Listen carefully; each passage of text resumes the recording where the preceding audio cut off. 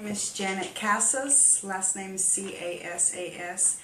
I am doing my oral presentation on Phyllis Wheatley. She is a black slave that is considered one of the first women to publish literature, to publish poems and such.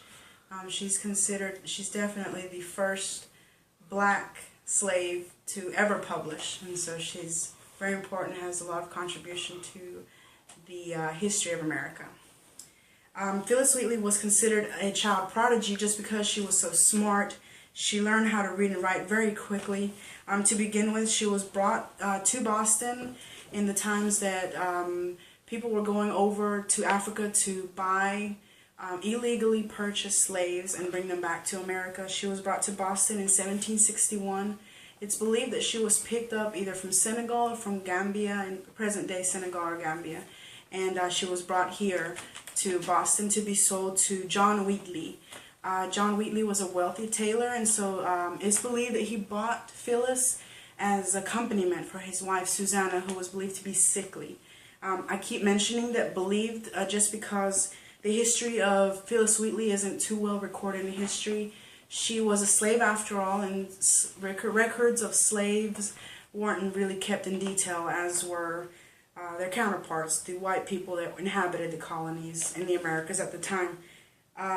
As far as her name, since her master's name was John Wheatley, they are accustomed to give slaves their master's last name, so that's why hers is Wheatley. And her first name is Phyllis, named after the ship that brought her over to Boston, so hence Phyllis Wheatley. It's estimated that she was brought over at around the age of 7 or 8 years old.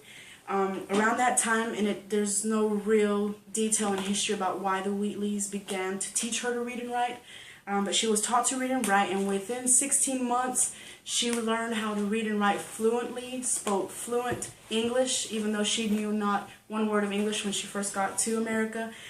She learned how to read very difficult books. She was at an educational level much higher than her female counterparts, just in period. She learned how to read the Bible. She was introduced to Christianity. That in itself is very important. Christianity brought about the fact that it wasn't acceptable for a Christian to own slaves. I think that had a lot to do with the reason that they taught her to read and write. They brought her into the family thinking she was a daughter. She wasn't a company for Susanna. I think Susanna took her in as a daughter. Within 16 months, surprisingly, she learned how to write English. She learned how to read English. Threat has been detected. And she learned how to read difficult books, like I said. Threat has been detected. Go. The Wheatleys recognized her intelligence. They recognized that she was very smart for her age, and they gave her pen and paper. They allowed her to have pen and paper on a nightstand next to her bed. They allowed her to read and write whatever came to mind. It's written in her letters that she would get up at midnight and write poems, and so along with that, she began to write poems. She collected vast amounts of poems. Susanna Wheatley then took onto herself and called upon the Countess of Huntington in Boston to ask her to be a sponsor of Phyllis's first book. She did succeed. She sponsored Phyllis's first book, the book being Poems on Various Subjects, Religious and Moral, which includes poems of Phyllis Wheatley's. It was published, and it was turned into a book. However, since she was a slave, people didn't really believe that she had the intelligence. White people of the time didn't believe that slaves were capable, that they weren't capable of really writing anything, since it was illegal in those times for slaves to read and write. The people, higher class people of Massachusetts at the time, brought her and held a trial to prove that she was the author of the books. And if you were to purchase the books, her first poem, in the beginning there is a letter confirming that she is indeed capable of writing. There was many people present in order to confirm that she did have the ability to write poems. The governor of Massachusetts was one. John Hancock is a prominent figure in our history, was also present. What they did was they asked her to recite poems or to even make up poems in front of them, and then when she did, they were able to prove that she was indeed capable of writing those poems. After the first book, she really didn't publish any other books. She tried. She took a tour in England to visit the Countess of Huntington so that they could have her personally and enjoy the intelligence that she was capable of having.